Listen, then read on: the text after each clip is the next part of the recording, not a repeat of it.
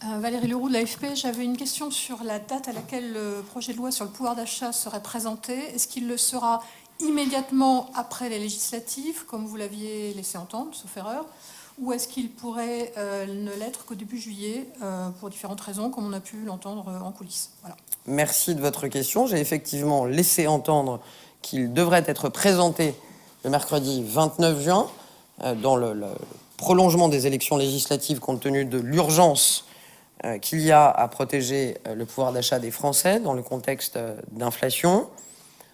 Il est possible, et donc je ne serai pas catégorique, qu'il y ait peut-être une semaine de glissement et pas plus, ce qui pourrait nous amener au 6 juillet. Je n'ai pas plus d'informations au moment où je vous parle, mais je voudrais vous préciser que ce qui est essentiel pour le gouvernement, même si votre question se pose, c'est pas tant le début des débats parlementaires que le vote de ce projet de loi attendu